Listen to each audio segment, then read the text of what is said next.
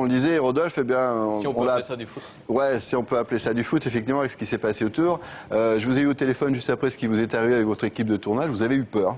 Tout simplement, on a eu peur. Et vous savez que pourtant, le résultat des scores 2-0, c'était le meilleur résultat au niveau sécuritaire. C'est-à-dire ni perdant ni gagnant pour la qualification. Ce qui ne sera pas le cas mercredi. Mercredi, au coup de sifflet final à Khartoum, une équipe ira à la Coupe du Monde, l'autre pas. Cette nuit, il y a eu 32 blessés.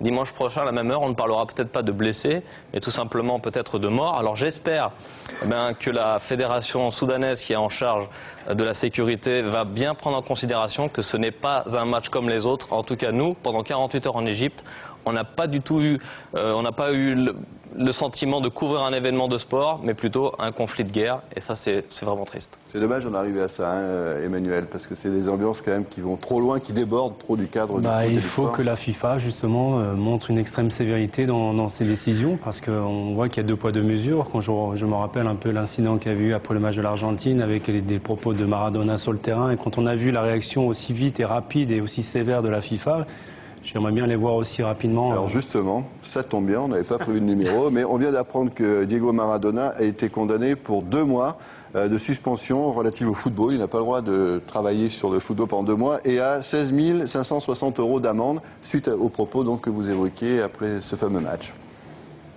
Pas énorme. Non, mais ça c'est normal, parce qu'il a dérapé, c'est normal qu'il paye, mais en même temps, j'aimerais bien voir un petit peu les instances de la FIFA réagir après ce qui s'est passé. On attend leur réaction. Vous avez raison d'appuyer là-dessus parce que c'est tout à fait inadmissible. Alors évidemment, la colonie algérienne de France était très concernée par ce match et notamment à Marseille. Et Kader Boudaoud était à Marseille. Un immense bonheur à 60 secondes près. Le deuxième but égyptien plonge les Algériens de Marseille dans une grande tristesse. Dans ce café des quartiers nord, on a du mal à y croire.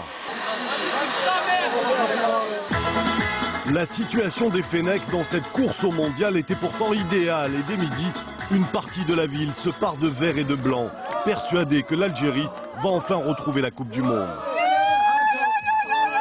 C'est très important, plus que jamais, la vérité. Ce soir, on va aller au mondial. C'est la joie aujourd'hui, c'est le bonheur des Algériens. Plus de 130 000 Algériens vivent à Marseille, la communauté la plus importante. Avec en plus un grand nombre de franco-algériens, on comprend mieux la passion toute particulière ici pour l'équipe nationale. Un petit coin d'Algérie de l'autre côté de la Méditerranée, même si on n'oublie pas la France. On est franco-algérien, il faut être avec les deux, là et là-bas. Et bonne chance pour les deux, pour les verts et pour les bleus. Voilà, il ne faut pas oublier. 24 ans que l'Algérie n'a plus participé à une Coupe du Monde. Autant d'années qu'elle ne brille plus sur le continent africain, d'où l'immense ferveur. Au coup d'envoi, la tension est forte. Dès la 3e minute, l'Algérie est menée d'1 but, mais a toujours son billet en poche. Dans de nombreux cafés du centre-ville, ils sont plusieurs centaines à retenir leur souffle devant l'écran. L'Algérie est en Afrique du Sud, mais dans le temps additionnel, l'Égypte s'offre un match d'appui. C'est la poisse, on a dominé le match, on méritait largement de le gagner, dommage. Maintenant il faut tout recommencer. Une défaite et un prétexte pour les casseurs.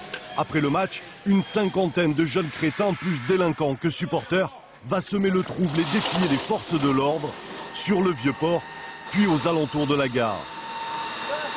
Les supporters algériens de Marseille, eux, sont donc restés calmes et philosophes. Mercredi soir, ils espèrent vibrer et voir l'Algérie en Coupe du Monde.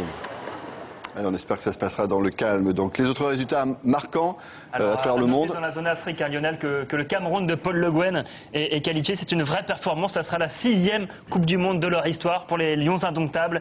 Et le Nigeria aussi a chippé la place à la Tunisie pour se qualifier pour le mondial. Et la Nouvelle-Zélande participera également à la 2e Coupe du Monde de son histoire. C'est pas les All Blacks, c'est les All White, on les appelle.